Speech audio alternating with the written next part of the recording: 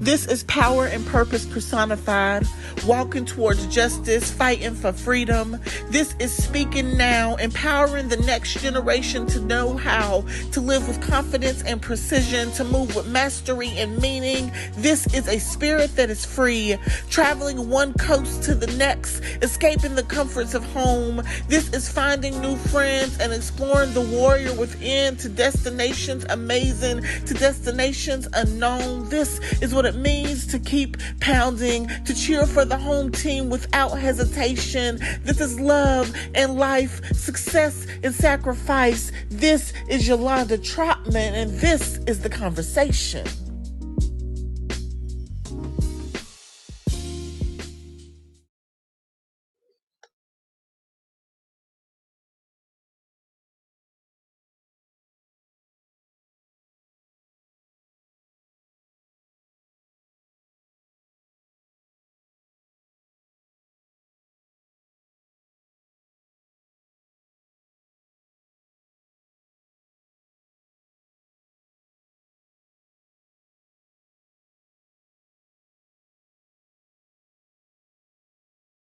Good evening, everyone.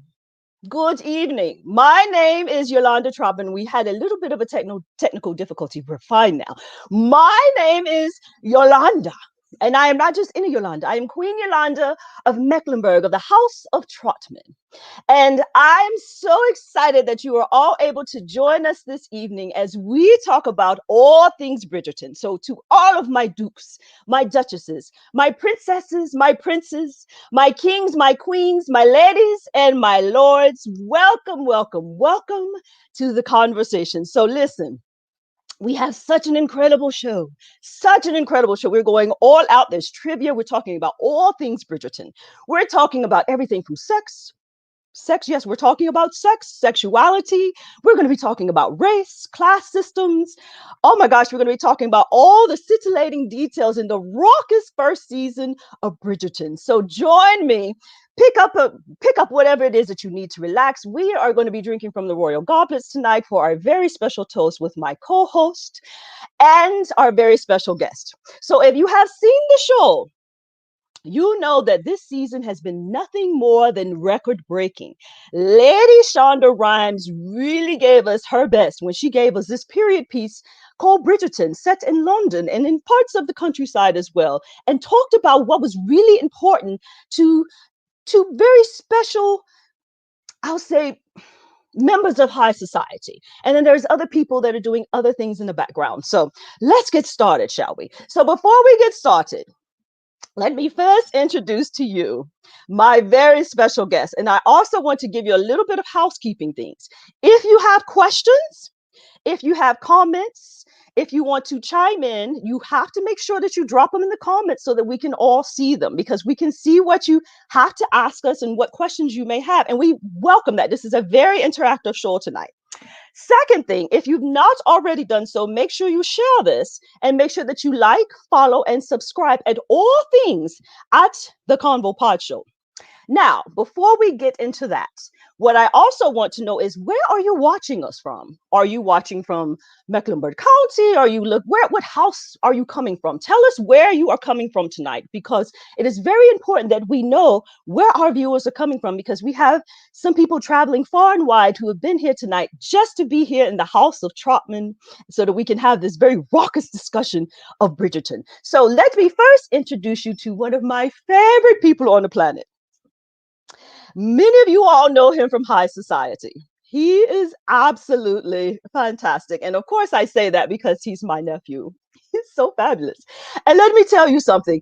He is really somebody who just really gives you so much good energy anytime that you are around him. I've known him obviously since he was a wee babe, but he is just absolutely fabulous. And he's going to be my co-host tonight.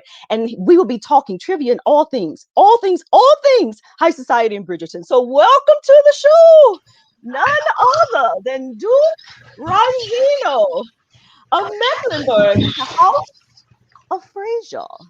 Welcome, nephew. How are you this evening? I'm great, my beautiful aunt, the Queen. How are you, Your Highness? I am quite delightful, quite delightful. Now, I don't know if I can hold this for the whole show, but I'm gonna give you some of this for a while, and then you're gonna have to get regular, Yolanda. Are you okay with that? This is your reign. Whatever you want, this is for you, Queen Yolanda. Thank you, my darling. So, how are you? How are you feeling? I am at my best at this time. I'm glad to be here. I put on my royal crown. I put on every bling that we own to show how precious the name of Mecklenburg is. Yes, isn't it though?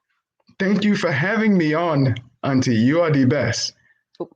Well, I know you had a long way to travel because I know that you were away and you were doing all of the fabulous things you were doing to protect the crown. Where were you joining us from tonight? Because I know it took a long time for your carriage to get here. We are from the House of Mecklenburg, House of Frazier. It's a long way across the field. I had to stop at the inn and stay for the night before my arrival tonight. I love it. I love it. And did you find that your trip was quite delightful, or did you have any issues at all getting here? It was delightful. It was very warm. I was not expecting the warm weather. Well, you know how it is. Sometimes it can be very cold, and the next day it's just frightfully hot, like it was today. It's just crazy. It's just absolutely, Auntie. Absolutely. But I'm prepared and ready. Yes, yes. So let me ask you, what did you think was your most favorite part? We're going to get into all the details, but what was your favorite part or theme of the show? Love. I love the love in the show. The love, compassion, the drive, the energy. It's gone, Auntie. My accent is gone. Yeah, mine too. So let's just talk plain. Okay, can we do that? Okay, we'll put it back on when Lady Ford comes on. But yeah, yeah, I love the love and compassion and the energy that each scene, each character put into it. You know, everything was done with a purpose and a reason, and it may have caused some hurt or pain to some individuals, but overall, everything was for love. That's very powerful. And who was your favorite character? I would have to say the aunt. I love the aunt, and I love the cousin, actually, the cousin of the Farringtons. She was very witty, and she was very on point. They counted her out when actually they needed her in a lot of ways. And so who was your least favorite character? The Farrington's father. He played a small role, but I didn't like him. Just a wimp. He was just destroy everything. But he knew how to act his part. When the wife found out about everything, he knew how to cry on cue. He was like, "Oh, she found out. Oh, I failed you as a husband." He knew how to turn it on. So, of course, my favorite was Queen Charlotte. We're going to talk about some of the history of the show. Yes. And I think what made this show so fantastic was the fact of the casting. Because obviously the way that the book was written, I know some of you that are tuning in have read the book. I haven't, so I'm really curious to see what the differences are between the book itself and, of course, the series. But of course, Queen Charlotte, when they first, I knew nothing about Bridgerton, and so when they first showed her, I was like, oh my God, this is incredible! Oh my God, I legit got emotional. And then you see how she just ran things without running things. She ran it, and she meant what she said, and she said what she meant. And don't come across her because she's gonna get you. That part. And she was and when she came in with nephew with the afro, I loved it. Big. Oh my God, we're gonna get to that favorite parts and favorite scenes. So, okay, so had you read the book? I have not read the book, but I have ordered it, and I am going to read it. That was my downfall of it. I haven't read the book, but I heard it was a lot of similarities from the book and the show, and actually reality. And so, what do you think your favorite scene? I know there's a lot. We're going to talk about quite a few, but what was your favorite scene?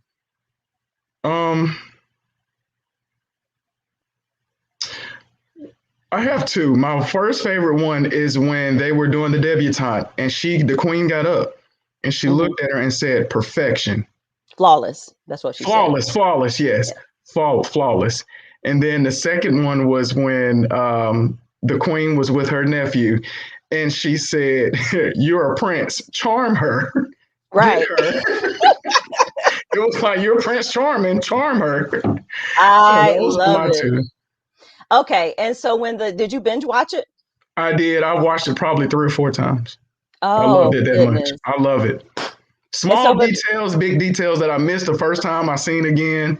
So So for those of you who are just tuning in, there's a couple things I need you to make sure that you do. Of course, if you haven't already done so, make sure you like, follow, and subscribe to all things at the Combo Pod Show. And also make sure, if you haven't already done so, visit the new website, which is up, which is the Combo Pod Show. So it'll have this episode when we're done, all the replays from all the past episodes of seasons 1, 2, and of course now season 3. And especially subscribe. We're doing some giveaways for new subscribers to the YouTube channel, which is very simple. Just put the conversation with Yolanda Trotman. It'll pop in, allow you to subscribe and go from there. So for those of you tuning in, let us know where you are watching from. If you have questions, make sure you drop them in the comments so that we can see them and answer any questions. Our first guest, before we dive into some of the hot topics, our first special guest is my sister. Oh, wait, let's do that again. My first guest is my sister. And when I say she is my sister, she is my sister. I would do anything for her. She would do anything for me. That's what sisters do. And she came all the way from the other side of the countryside. She was just doing her thing over there. And she said, oh my gosh, I have to be a part of this. And so she is joining us all the way from the western part of the countryside. And you know her well, because when she enters into a room, she owns it.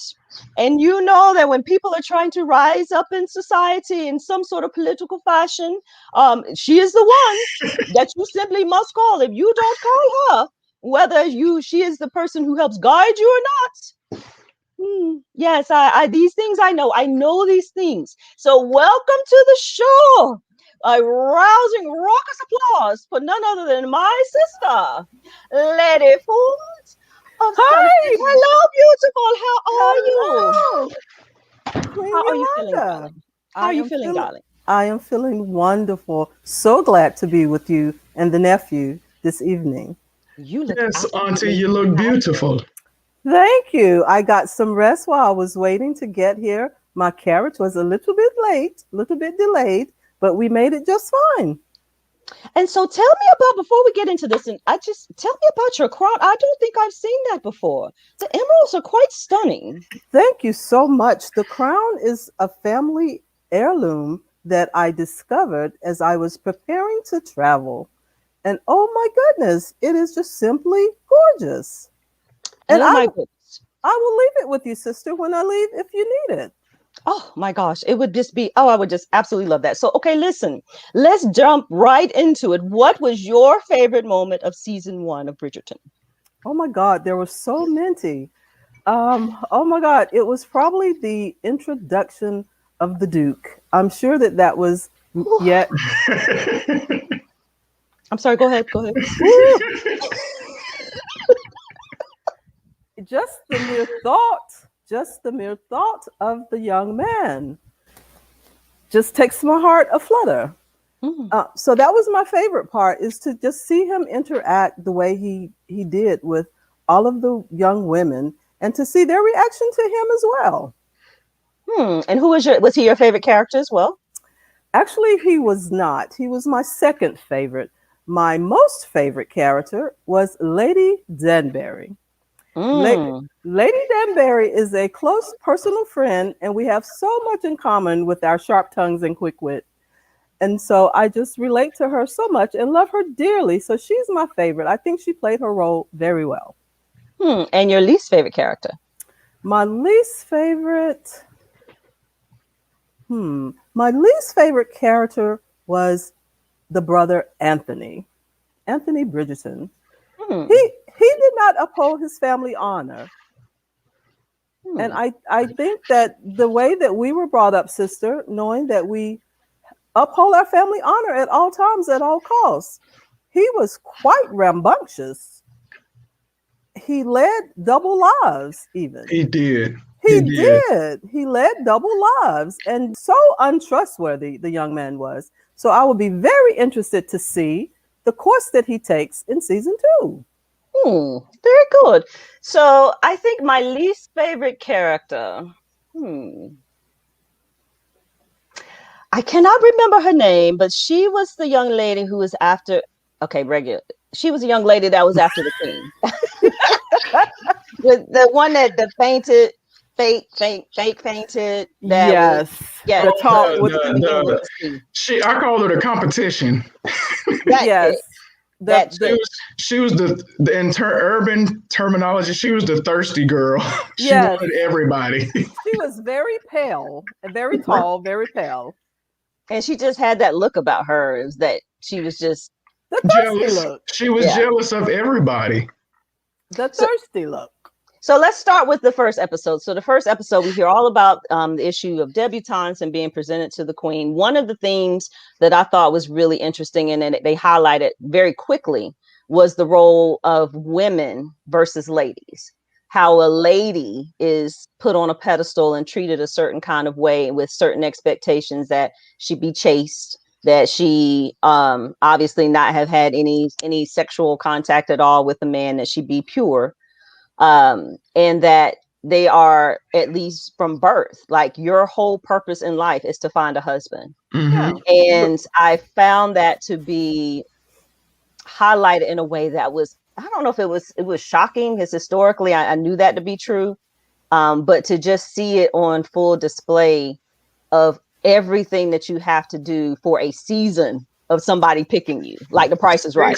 6 to 8 months of a season is how long that was. 6 to 8 months is when they travel. And the crazy part about the whole showing off of the young women was that it was predicated on the fact that somebody shows you favor as being the one. Mm-hmm. And that was just crazy to me. But it was all... I'm sorry, go ahead. It was all because they wanted... a lot of mothers and families put their daughters out there for social status gain. It wasn't, they wanted to find, someone to treat their daughter correctly or respectfully. It was social. So they wanted their daughters to marry a duke or prince, in the level of hierarchy. Of course, lord and knight are the lower ones, but they wanted them to marry high because that made them higher on the social, economic status of their time. Absolutely. So it was kind of like they used their daughters as bait to get rich and famous and be sociable. It was absolutely bait. The mamas put their daughters out there at all costs with the finest dresses, the finest jewels, and night after night after night of a gala or a dance or wherever they could be seen, they were just on full display. Mm-hmm. Well, I thought it was definitely historically accurate for a couple of things. I'm sure some of the things that people noticed, like the dance cards, for example, that if you had to have, obviously, you have this whole thing of having to find a husband, for example, but the man can't just say, okay, let's dance. Like he has to have permission. She has to say yes. He has to sign the card so they can remember whoever it was that they danced with that night and whatever it was that they talked about. And I part of it made me feel like, well, you mean to tell me that you couldn't remember? Like, why is it necessary to have a dance card? You mean you can't remember who you just danced with? Like, I just left that alone. But I thought that the role of how women were treated and how they were viewed was amplified very early on in the first episode. And that the idea of wanting to be a scholar or to be something other than somebody's wife was frowned upon, or especially body image. That was a huge thing in terms of how Penelope was treated versus her sisters. Penelope. Yeah. And she was cute. She was cute and she was sweet and she had pure intentions and, her feelings for the Bridgerton son was real. And even though she tried to hide it, whenever someone would talk about a cousin would talk about him, it made her upset. Like she was mad. So, I love Penelope too. She was really sweet. She was curvy. She had intentions that nobody knew about until the very end. The end. Yes. The end. Yes.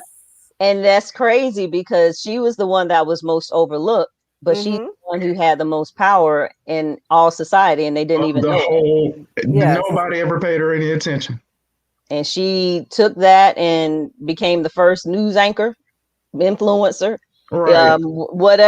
however you choose, because she had the financial means to do it, but Absolutely. at the same time she was shaping society while she was being overlooked by the same society, Right. which is absolutely fascinating. So again, for those of you joining us, as you join us in our royalness, make sure you let us know where you are. Let us know where you're joining us from, and let us know if you have questions or comments about Bridgerton. I see, I'm told Princess Bray is quickly approaching, so we are Oh going my to be bringing goodness. her in. I know we haven't seen her in so Is long. it has We been ha- forever. we have not seen her in 4 seasons, Auntie. Yes, Oh my and goodness. this is her main season. We have to find out what's going on with her. I'm going to bring her on in just a second. So the question for those of you watching, let us know, what was your favorite part of season 1? Drop that in the comments, because we're going to be getting to some fact and fiction about the historical accuracy of the show in just a second. But okay, wait, she's here. She's here. She's getting situated. I'm told that she has new regalia. I thought, Oh, yes, Oh, I understand that. I was just told that her new crown is just absolutely fabulous. So, joining us here on the show is none other. I mean, when I tell you she has traveled far and wide to get here, we are so excited to bring her to the show that she can tell us where she's been, because she is a huge fan of the show. She really, really understands, and we go back so far. Like, she was one of my pupils, believe it or not. oh my goodness. Yes, we're going to talk about that. She was one of my pupils and has blossomed into such a fantastic young woman with her own mind, her own independence, and she's just absolutely fierce. So let's welcome her to the show, shall we? Now, she Yeah. said that she had to find a spot, a very quiet spot. So welcome to the show, none other than Princess Bray. Well, hello, my darling. lovelies. How are we today? All the You way all from look so Brookfield. fabulous. I just love the crowns. Oh my gosh. Children, let me tell you, I had to kick the Duke and Duchess out of the castle because I was like, I have somewhere to be, oh and I don't want no. to miss my queen and my duke and my lady. So yes, that is what I had to do. Well, you did that. And I see that the young one, she is getting ready for her upcoming events. It looks like in the back as well. I love it. I'm in my boudoir. Excuse me. This is the quietest place I could find to be. And that is fine, my darling. You made it. You made it. It's I'm your glad they were royal able palace. to. Yes, I'm glad they were able to accommodate you. So, how are you, Yes. darling? How are you I am feeling? fabulous. Do you see the jewels that I've pulled out? I need you to lean into the camera. We've got to get a better look at the. Oh my God, darling. Yes. Darling. It sets off the pink and purple hair. Yes, darling. And that's what we love about you. You give no, you know what? You just do I what really you want. have to tone it all down. I love you, Queen Yolanda. So joining us all the way from Brookmere, we have, like I said, a quite delightful history where she was one of my pupils. And so we are talking about Princess Bray. Like, who was your favorite character? Who is your least favorite character? And what was your favorite portion of season 1? Oh Lord. I don't really say I have a favorite character because I loved all of them. They all bring so much to the show and the storyline. Of course, the Duke is one of my favorites. Oh, every time you say his name, as I'm starting to sweat thinking about it. Yeah, no. I think he was probably my favorite. I did love all her brothers though, too, because you could tell they were all pains in the butt. And she was trying to keep them all in check while trying to live her life. Overbearing family. You got to marry well to cover the debt that we might have. Or, you know, you're the oldest daughter. You need to marry up. You know? And Penny's mom, I just don't like her. I'm blanking on her name for at the moment. But I just really don't like her. Like what she did to the cousin and Farrington, Lady Farrington. Oh, Yes. girl. Yeah, no, I yelled at my TV a couple times. But yeah, and the Queen was one of my favorites too. She is just on point. Like, I see the royal feline. The royal feline has joined you. Yes, You see him? he's there. Yes. Yes, I need him to stay there. He's right here. Yeah, I need him to stay there. So he'll stay there. The royal canines are downstairs, Yes, I'm like, yes. the German shepherds need to stay quiet so I can have some quiet. And what was your favorite what was your favorite part of the show? I think my favorite part was the duel. When they thought that he had besmirched her character, and he stood up and was going to take a bullet if need be to protect her and her reputation, because he knew if he didn't, she would be ruined and she would never obtain a good marriage. And it's sad because when you think about the ladies like me that will not be quiet and just to think if something like that can ruin your life, like think about what these women, and it's always been that way, really, if you think about it. Absolutely. But think about what these women had to go through and the pressure that their parents and their families put on them. All it took was one wrong move for them to be ruined and their reputation to be destroyed. Absolutely. And for them to be looked and frowned upon as a person and as a family as well, because they not only judged her, they judged the mother, the father, and the siblings under her. And all the sisters would have trouble making marriages too. Mm-hmm.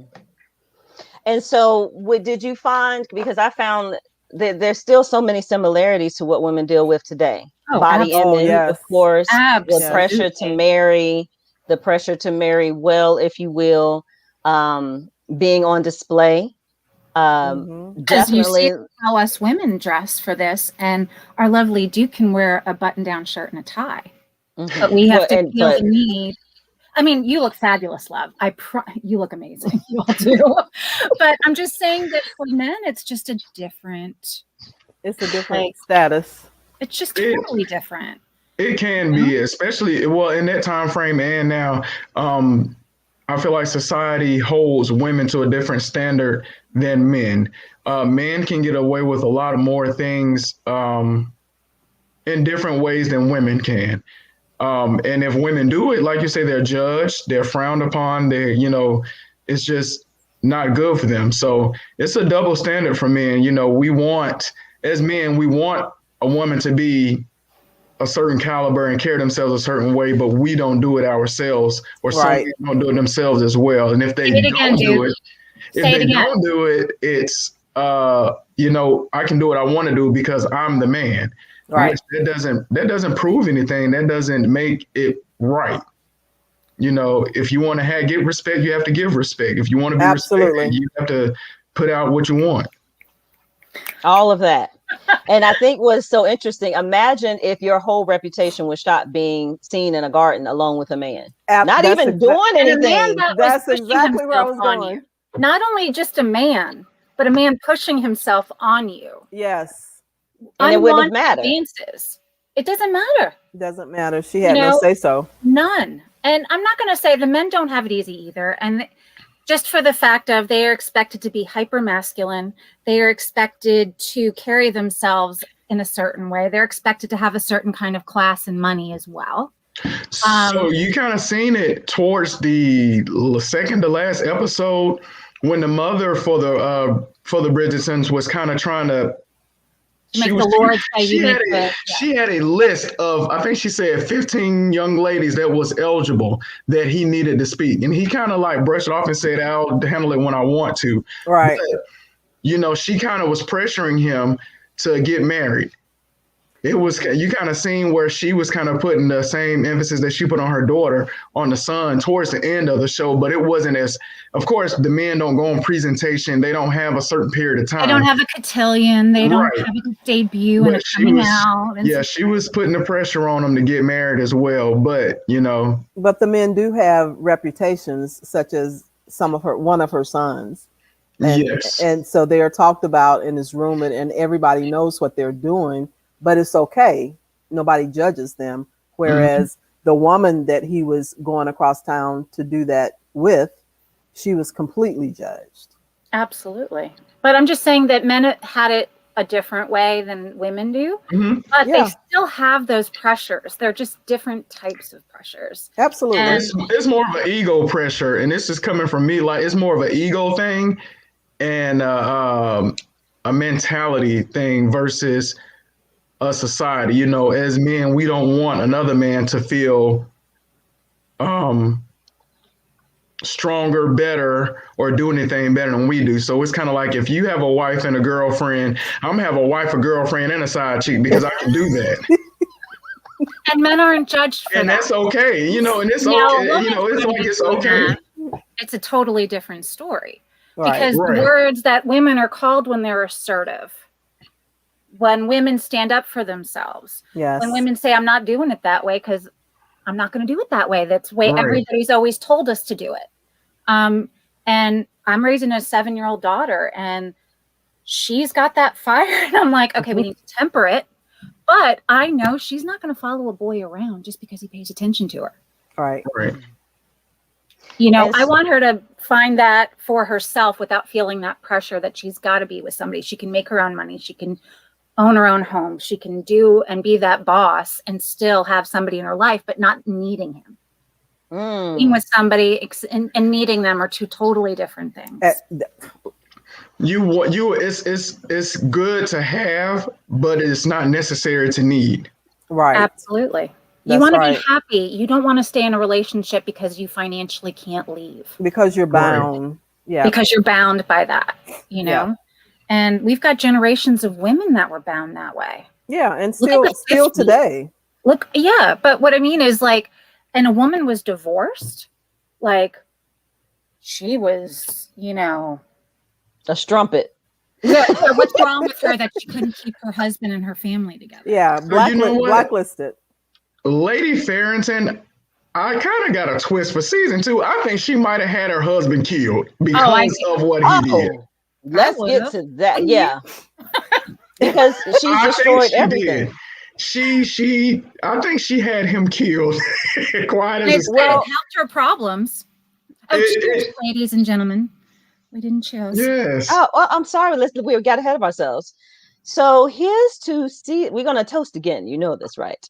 But here's to season 1 of Bridgerton and all of its yummy goodness. Yes. Cheers. Cheers, Wait, Your clink, Highness. clink, clink, clink, clink. Okay, everybody take a drink. Okay.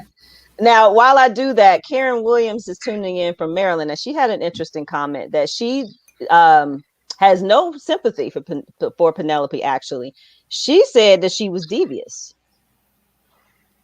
Interesting, because she has a dual role. I don't we found think out she's she's Lady devious. Whistledown. But I don't think she's devious, though. She is working with think what she is. has. No, I she's working with what she has. She has no prospects. She's going to get forced on a guy. She's in love with one The of the Bridgerton guy. one of the Bridgerton guys, and he's not, giving that back. So why can't she make her own way and call people out like she sees it? What's wrong with that? Well, She her doing. Go ahead. No, go ahead. Yeah, and her best friend Eloise, who I love understands that. Yeah, who understands that this is not what I want. I don't want to be on parade. I want to go to the university. Right.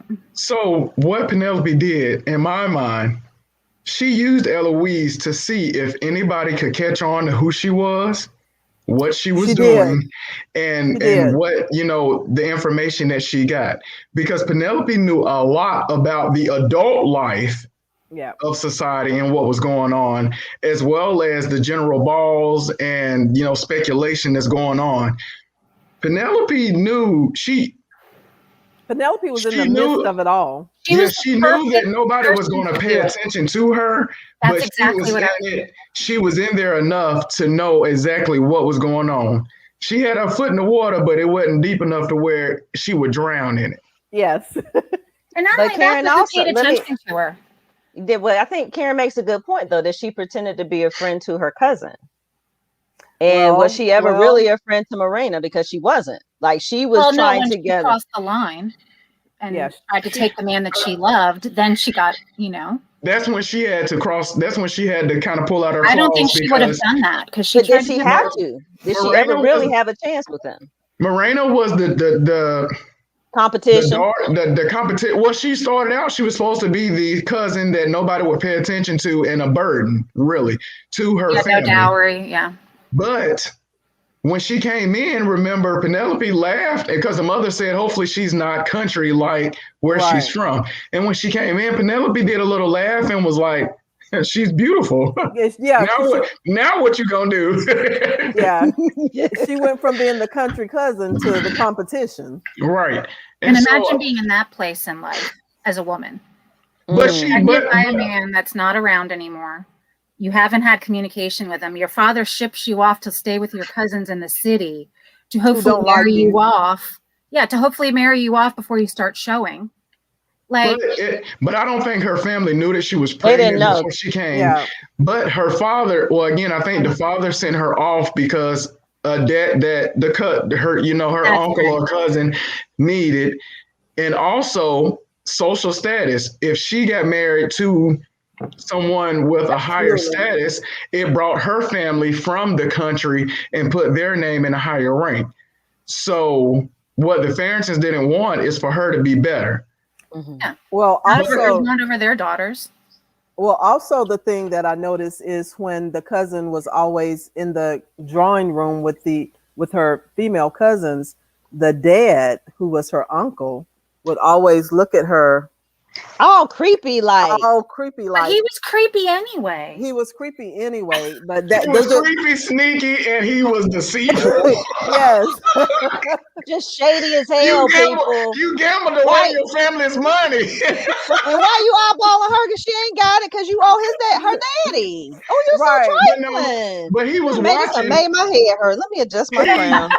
He was watching all the men that were coming in to see. He watched every gentleman that came there to see who it was, because one, he either owed them money or he had a debt with them, or he was trying to see, okay, if I let him get with her, that'll cancel out this, and this, so I don't have to worry about it. He was strategic, and he had a plan for everything he was doing. He was strategic and calculating. He very calculated. That's why he could cry on point. So what did you all think of this? Because this is what blew my mind at one of the last scenes. So he's dead. We think that the loan shark people killed him. I'm with you, nephew. I think she probably had him killed or know something about it. Yeah. But they're standing there. And remember, there's no male heir. It's all girls. That's true. And so they get a letter. And so, like, in my mind, logically, I'm like, okay, well, he's dead. She's going to take over and she'll figure out a way and they'll be fine. But then they get the letter and it's like, whoever it is that's next in line is not even a part of her family. And whoever this man is getting ready to come and be the head of the household. And he knows nothing about the household. So, like, that blew my mind. Like, can you imagine? So, I've watched it. I've watched it 5 times. Outside of their husbands. Right. That was the point of all of this. She has been the one holding this family together. He's done nothing, and she still can't be the head of her own household. So per the British law, property right, she has none of that because it's solely because of gender. She's a female. So per the British law, the crown or the successor, since Queen Elizabeth is still living after her, no female can ever run the kingdom or the area. It has to be a male descendant. So it's going to, if something happens to Queen Elizabeth, it's going to go to Charles. Well, Charles is the next in line anyway. But I believe that her great-grandchildren, they wrote something through Parliament that Charlotte can yes, she can, but it's just, so I think it's just her. I read something that said it may be just her, or it has to be like, it's like a time, it has to be a certain amount of years or something before a female can reign. So, watching this show, and I'm a fan of The Crown as well. It made me engulf into the history and facts and, bylaws of them. Because it's crazy. I mean, it's mind blowing how, the hierarchy of the crown is. Like, literally the crown, well, it can either ruin your family or it can make your family. Absolutely. It's just like more money, more problems, right? Right. Yeah. Just to bring it here to America, right? Let's think about this. As recently as the 70s, right? Women couldn't have a credit card in their name. In America, they couldn't open or take out a mortgage on a home by themselves. They had to have a male co-signer, be it a father, be it a brother, be it a husband, whatever. Like, this was just 50 years ago in this country. Let's be real about this. Like, women have always had to fight for everything. Always. Be it if they're fighting in the market to get a better price for eggs, be it if they're fighting to make sure their child can get into the right school, be it that they're fighting to and marching in the streets to get the vote. I mean, we've always had to be that our own advocates, and we had to do those things and burn our bras and do those things. And we're still doing those things. And we're still doing it. Yeah, but women prevail because we know that we are the backbone of all those things that raise everything. Yes. So I'm a firm believer in a man should provide for his household and for his family.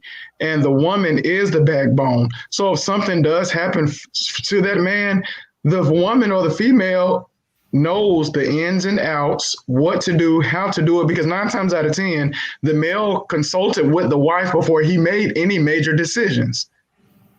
So it's kind of like, I mean, yeah, now, but you know what? Even then, watching the show with the Farringtons, she gained control when she found out what he was doing and the debt that he owed. So she ideally took control of their household and that name. Mm-hmm. Well, she did it all. She had to fight for all of it to get the girls' dresses so they could come out and debut. Well, the cousin got the dresses because she figured out that the lady wasn't who she say she was. Right. Let's not forget. She's like, we ain't gonna pay for these dresses today, lady. I was about to tell you. And see, she thought she was talking about her relationship with the middle son, Bridgerton. They weren't even speaking the same language. I said, but I bet you finna give me these dresses for free. She said, you're a fraud and a phony. Now give me what I want. Me and all of them. Even though I don't like them, get them what they want to. But I say that to say, like, for a female, the time has, it's I don't think it's never been respected, but it hasn't been shown in the way that it should. Because a man always has to respect a female because she carries the house. She carries the name. A woman takes the male's name and carries it.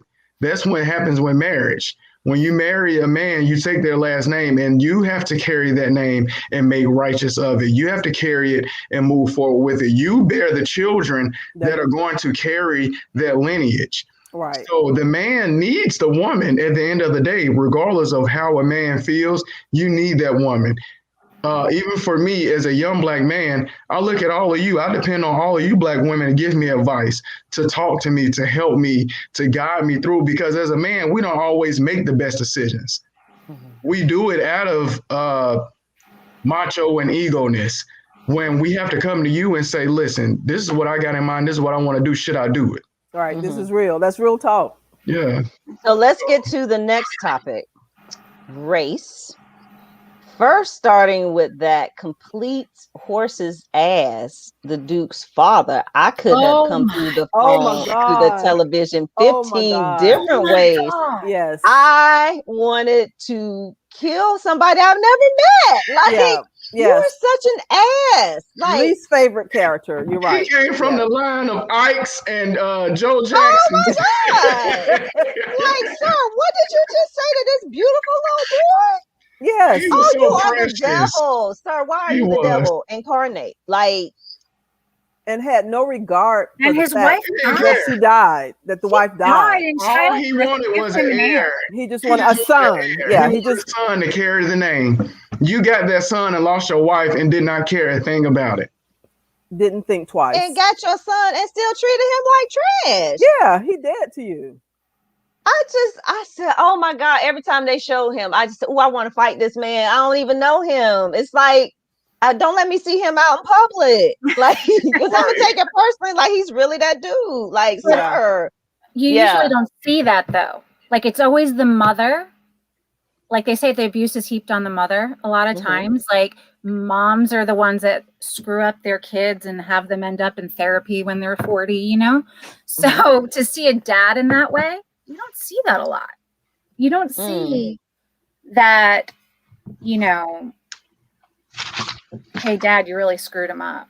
Like, see, lady, what's it? I think her name, Lady Danbury. Danbury. I love her. I love her too. She played a major role in that scene as well. Yeah. You know, when she gave birth, she was like, okay, yeah, he's alive. What about my friend? What about my sister? Right. Yeah. Like, she's not okay. You're out there celebrating and your wife is dead. Like, she's gone. And she was just like cattle to him. He didn't care. It was like a horse that went lame and got down. Well, and that spoke to the relationship between two friends as well, because she knew that she had to step up and be present for him. Yes. And it takes a village. It really does. Like, to say, I know I have those people in my life that if I needed them to take my children, they would be there to do that.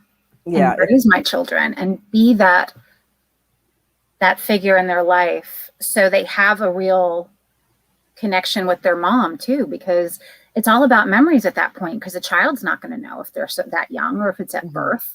Yeah, like, I'm sure that she told him about his mother. Oh, absolutely. His father took everything down of hers and never mentioned her. Yeah. Like she was the one that said, no, you will know your mother. You will know what she went through for you. And she, you know, because his father was a mess. When she realized he had a stuttering impediment and, you know, he wasn't learning as quickly as the father wanted, she stepped in and she told him, you're going to step out, you're going to demand that respect. Yeah, this is what we're going to do. We're going to fix this now. And she did, even when he went in there to talk to his dad, even though the dad knew that his son was scared of him. He knew that he put that fear in his son's heart. And I hate to say it this way, as a black man in society, sometimes that is the downfall of the black man, is the father being that inferior of their child, that it's like crazy. You're not present. Right. Your child is scared to learn. Your child is scared to speak because of how you're an ass. Okay, I'm sorry.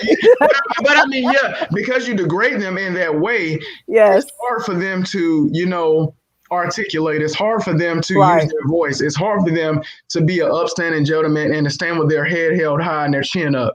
It's hard for that. But I mean, he still persevered through it. Was he a little butthole? Duke became a butthole in his own way. Yes, he was. He was fine. He was hot though. Like, I'm okay with it. But that speaks to what trauma does. He was traumatized. Yeah, he was traumatized to where he didn't realize what true love was. He didn't realize what emotions and feelings were. He was afraid. I feel like he was afraid to have a child because he didn't want to be like his father. He didn't know how to be a father. Right. Yeah. But think of his willingness to put his life on the line for a woman he's never met. True. Right? Like, he'd never met her. Yes, it's his friend's sister, but he had no connection really to her. But he took it upon himself to go to a freaking duel. You know, like, he could have said, "Hey, dude." Or was it because he hated his father so much and he was so determined not to have an heir or put himself in a position where he could have an heir? Right. He would rather have the line die with him than be forced to marry a woman and then have to answer to this whole concept of having kids. Yeah. But who's going to force him to marry? Nobody's going to force him to marry. I think he wanted to just take, because of the bad taste that his father left with him, he just wanted to end the name with him. He didn't want to carry on a bad lineage of disrespect and, you know, a terrible man. He didn't want to carry that on. But in return, what she done, she made him a better man. She made him believe in love. She made him understand, even though you had that life, that doesn't mean we have to have that life. Yeah. Just because he was that type of father doesn't mean you have to be that type of father. And she done her due diligence, because she went, regardless of what he said, she was going to find out who, what, when, where, and why. She was nosy, but she was nosy in her own right. She wanted to know what she was getting herself into, and it made him a better man, and it helped her it made him respect her as a better wife as well. Yeah, it was growth together, because he was able to experience something that he had never felt before, other than what Lady Danbury showed him. Right. Okay, so were you surprised by the number of Black characters in Bridgerton? I loved it. I did. I was.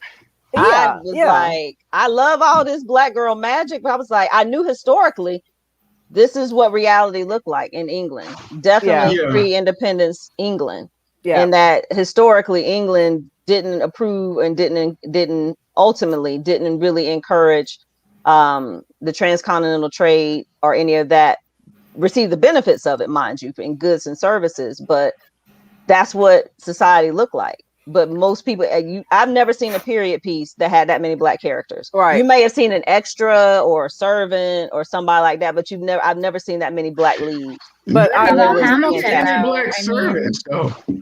Right. Well, there were a lot of them, but I particularly appreciate the writer of the story, because when he was quoted, he said that because of the biracial ethnicity of some of the characters, he decided to write them in so that it was crystal clear that race was present. Mm-hmm. Even though it didn't technically exist. Even though it didn't technically right. But right. Mm-hmm. Yeah. But to be colorblind to the fact that Black people didn't exist, that would have made it go the other way for sure. I think the fact that there were Black people represented, and they were represented in a prominent way, that was very telling for at least his mindset for writing the story. So let's get into a little bit of the history in fact versus fiction. Duke, you had some questions for us in terms of what was fact and what was fiction. Ooh, for those of you who are just joining us, we're going to test your history, ma'am, sir. Oh, am I what was true and what was not? Yes, ma'am, you are. So, in the show, they showed King George a little bit of him. Crazy. Was he in fact gone mad and crazy, or was he just old in age? Is that fact or fiction? Fact. It's a fact. He had a mental illness. So that was. Why did he have a mental illness? He suffered from. Yeah, he from all the inbreeding. He did. Yeah. Well, it's true. They all were cousins and married cousins. So he suffered from delusion, and he also lost a lot of his mind when his daughter Amelia died.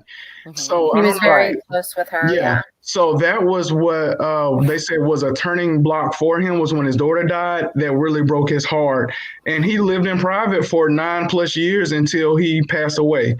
Do you think he was delusional when he married the Black woman? No, they had 15 kids. No, they had 15 kids. Yeah. And they had a really nice love story, from what I understand, before his first delusion started. Yeah.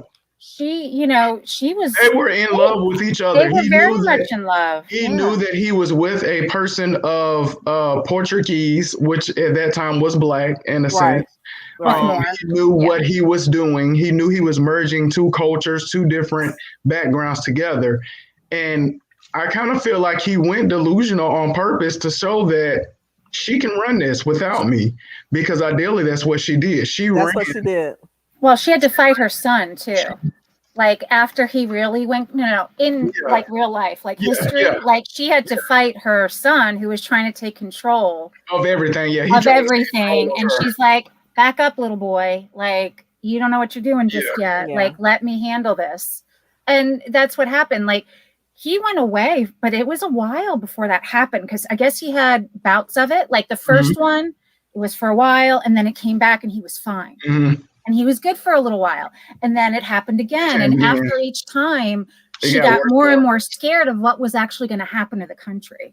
Because remember, this was King George III who lost the colonies too during the Revolutionary War. He started making bad decisions for the country, which made her step in. Of course, like you say, they made decisions and consulted with their spouses too.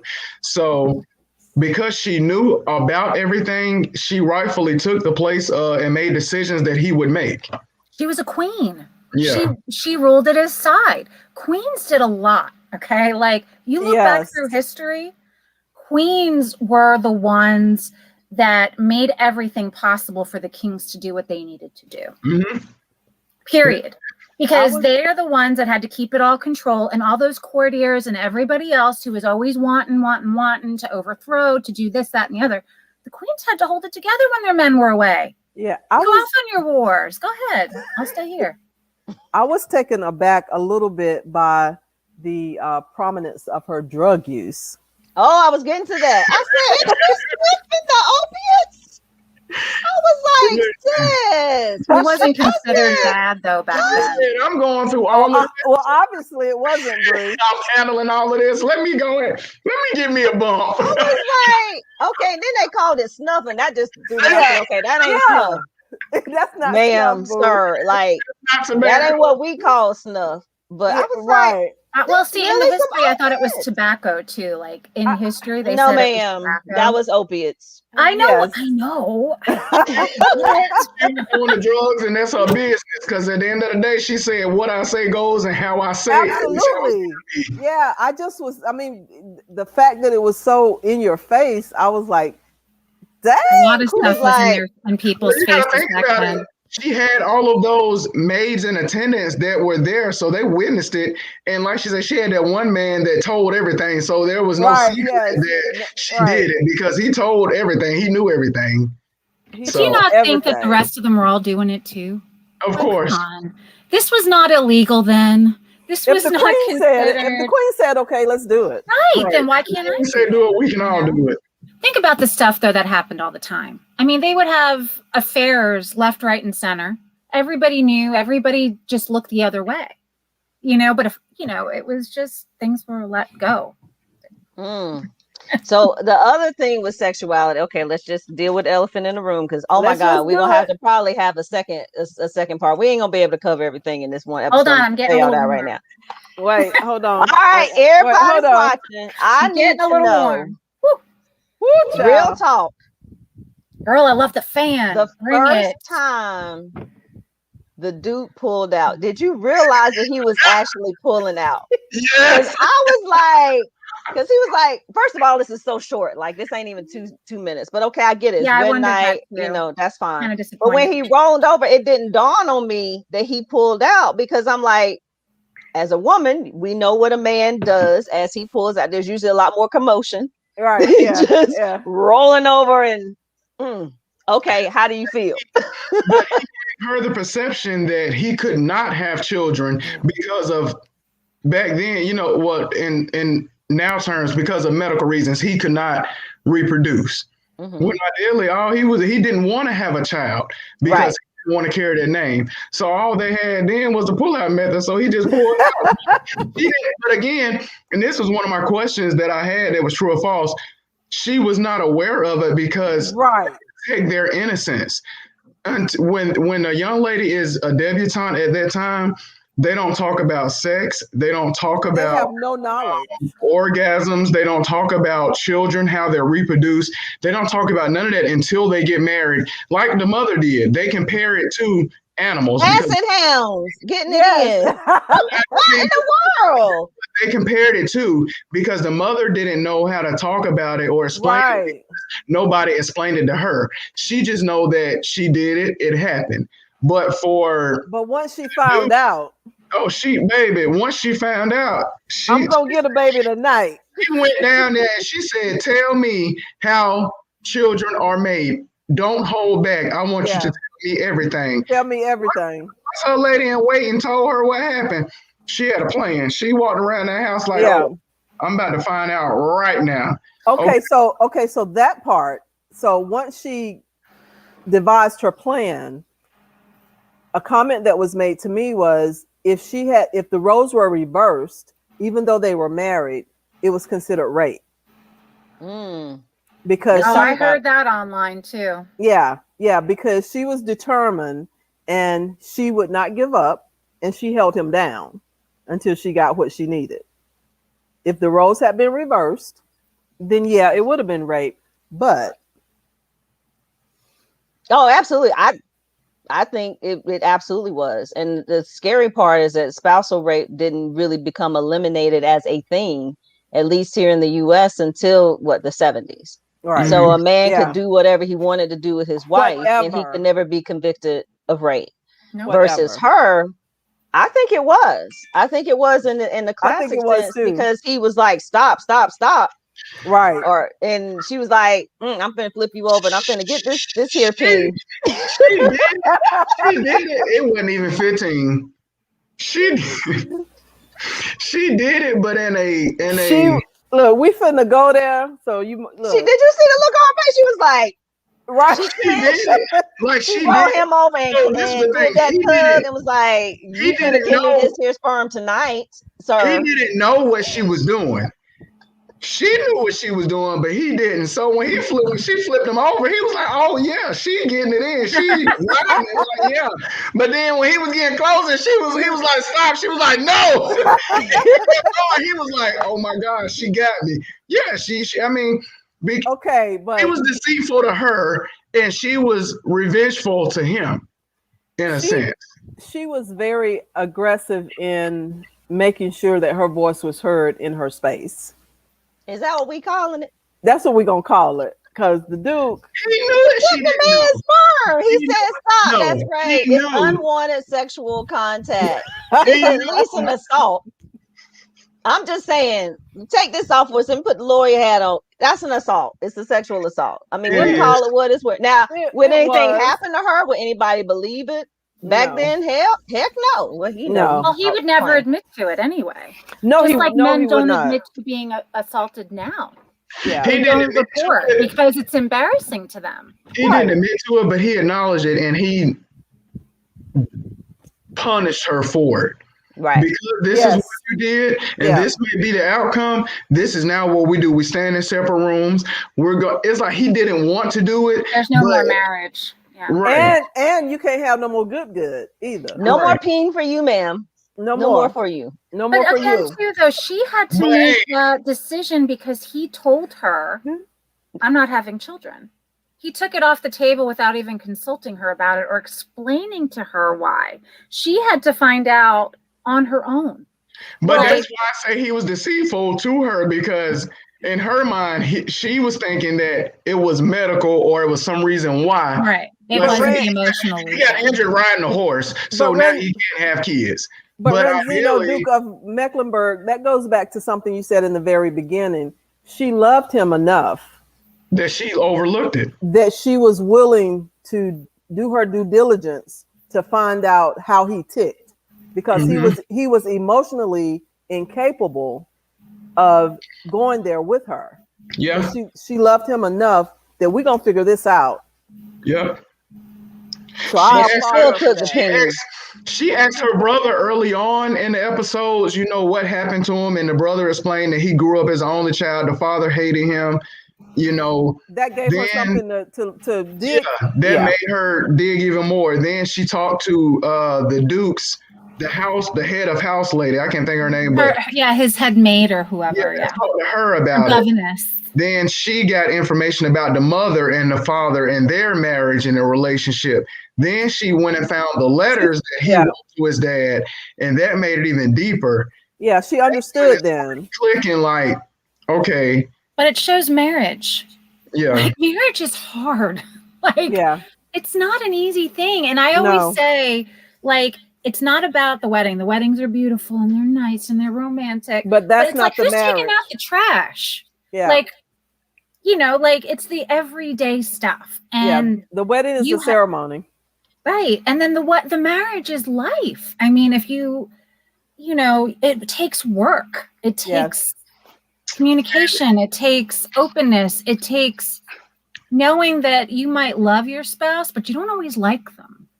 and you know what they said? I mean, they went through that process when she wasn't sure if she was pregnant or not, and she decided to go home because of her brother's entanglement or situation. I ain't gonna say entanglement. Situation with proposing to Marina, and it was all in the paper. She said, "You know what? I'm going to go home so that we can take the attention away from them and to be on us.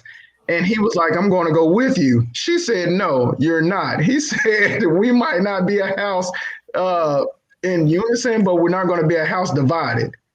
So in other words, even though we're not where we want to be right now, we're not going to let this break us. So until we know further details, we're going to go together. Well, and that is marriage. That's marriage. That's real talk. That's marriage. But back then, for the 19th century, it was just it was very taboo that what you think really does not matter. Mm-hmm. This is what we're going to do in this situation. Yeah. Okay, Duke, what's your next couple questions? We're not going to get to them all tonight. We're going to have to save some of them for round 2 for sure. Costuming. A lot of controversy over the costuming. Do you guys think it was right or wrong? It wasn't accurate. For the royals, yes. For just people on the street walking around, chilling, promenading, probably not. Probably not. Yeah. I don't know. What's the verdict? So it was right and wrong. So they took the color scheme that they had was correct. The style and the structure of it was wrong. Style that they had back then was very lacy, they had the wide hips, kind of sort of the structured hips, wide. The Hamilton look. Right, the Hamilton women in Hamilton with the big poof, and you don't see some decolletage, but you're not seeing anything else. Now the breasts were exposed and pushed in a little more. They did not put as much emphasis on the corset then that they did on the show. It didn't matter as much then because they had so much fabric under covering them up that it didn't matter. One thing that was correct was the hair. The hair was always big. It was always poofy. They did put pearls, flowers, diamonds in it.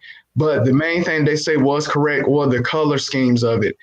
They had a lot of soft pastel colors, but then you also had the bright yellows. The bright yellows and richer fabrics were... Poor Penny. Oh, I felt so like, really? But you talk about child the big sitting hair, there. The queen and the big...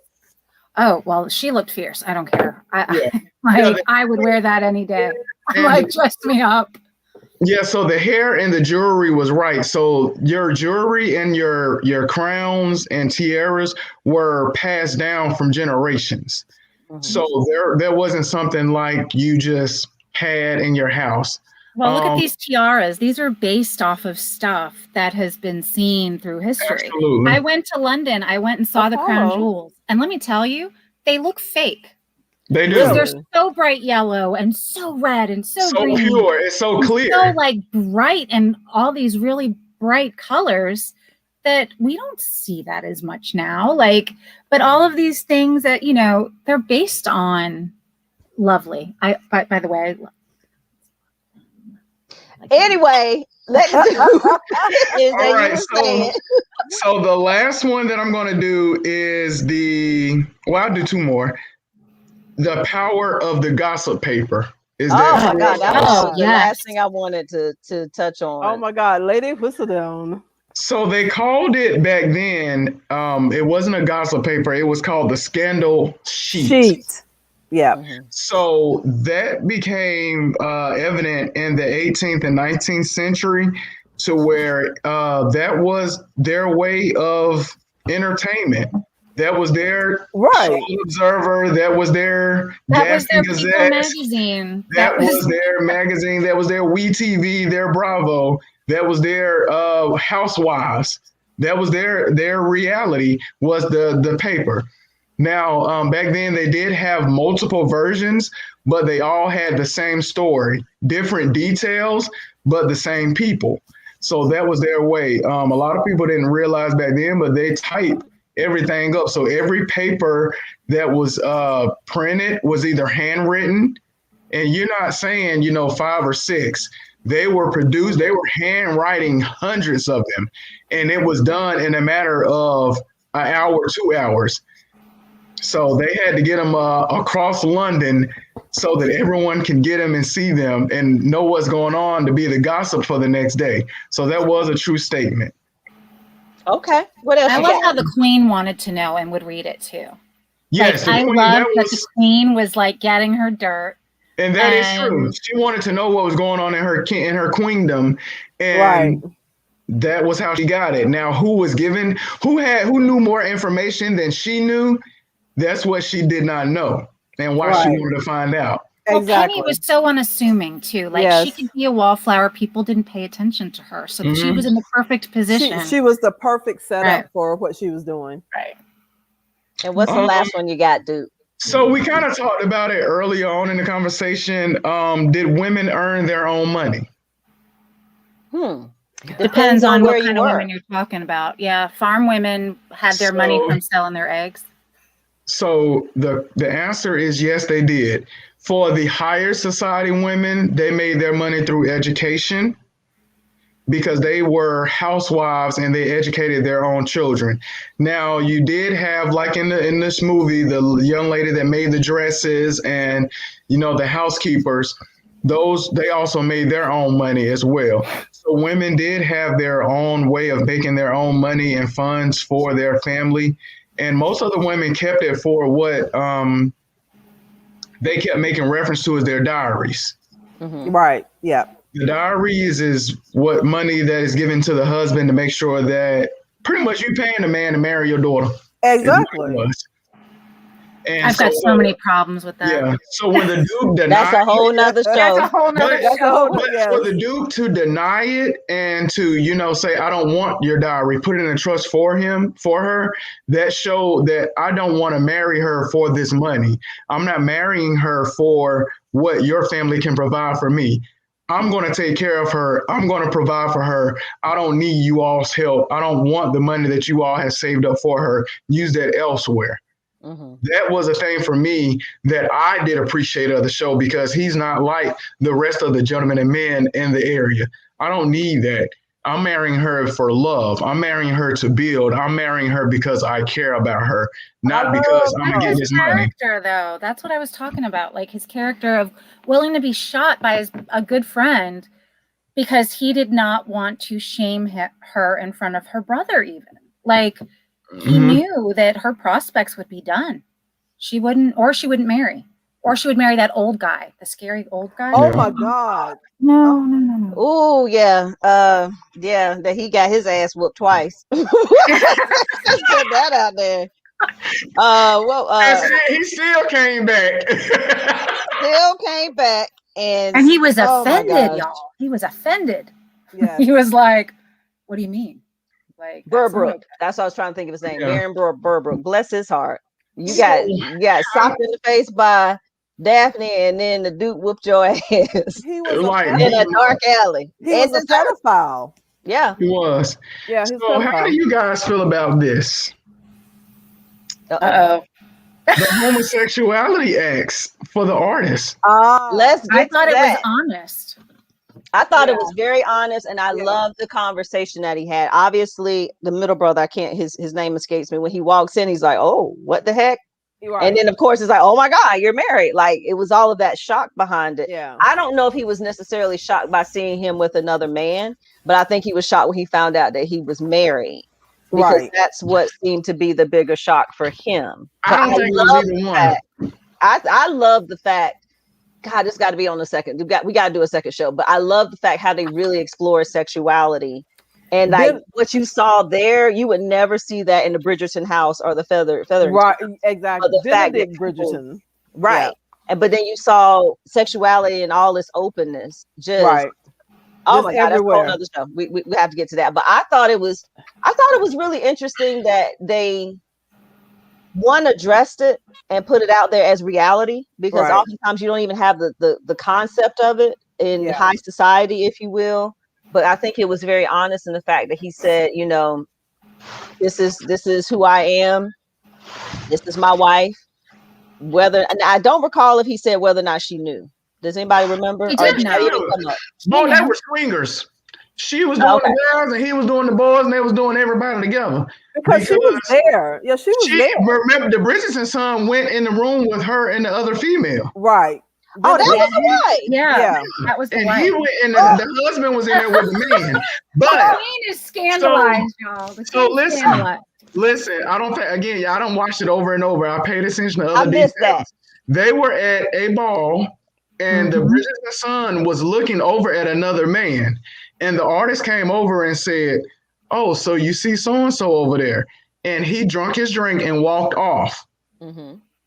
That boy been messing with other boys before he seen them at that pain. He know what's going on. He just didn't know that he wasn't the only one. Right. Yeah. Yeah. That's how I feel about it, because when he opened the door, to me, it was like, And he was the older brother, wasn't he? Or He was middle, the middle, second one. middle. He was Yeah. the second one, wasn't when he? he opened the Benedict. door, when he opened the door, it wasn't like, "Oh my God, what are you doing?" It was like, Oh. "Oh my God." And I'm it not- took me a that's minute what because we of the doing? hair. Like he had Right. some hair. They all had some hair, those boys. Like, like coiffed and And then when the artist at the garden party was like, I want to talk to you about it. He was like, the other day, he was like, "What about the other day?" I don't know what happened. What are you talking about? It was like he played it like he didn't know. Don't ask, don't tell. Plausible deniability. So I feel like he knew what was going on because he was going on with what he was doing too. Right. That's they my had houses opinion. of that like that. Like they called them, they had houses that these men would go to that were known. They knew what was going on in those homes. And these men walked in and out with not really so much fear. I just think that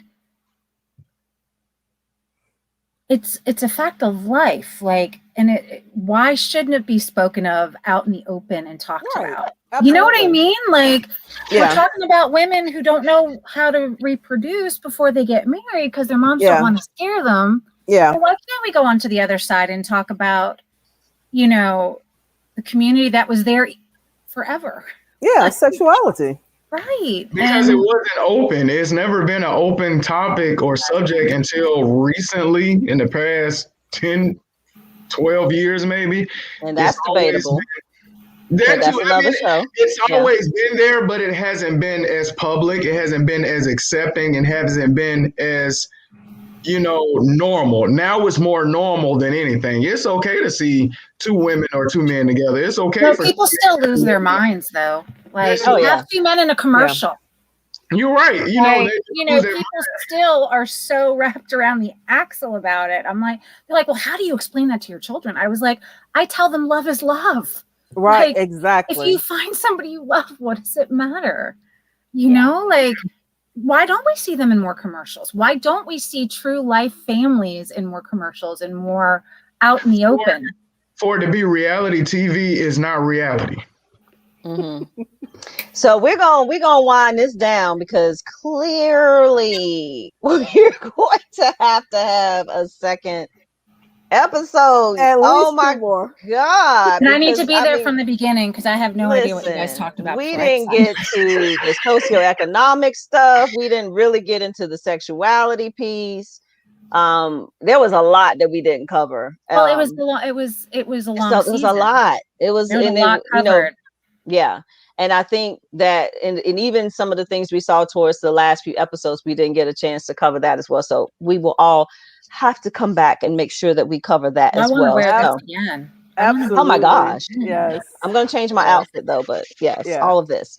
Absolutely. So for those of you that have tuned in tonight, if you're catching the replay, thank you for joining us. We obviously love the comments. Definitely share this. If you haven't already watched the show, make sure that you go and watch it. It is fantastic.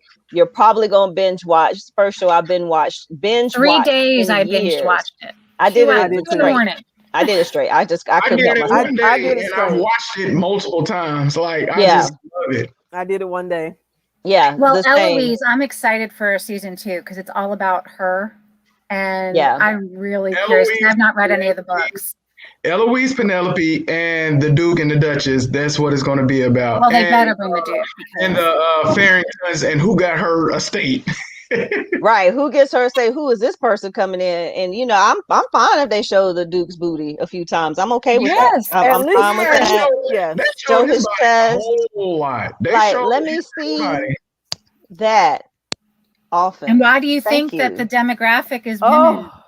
Mm. Like Mm. we bring the numbers on watching Queen this stuff. Yolanda. Hallelujah. Hallelujah. Hallelujah. Hallelujah.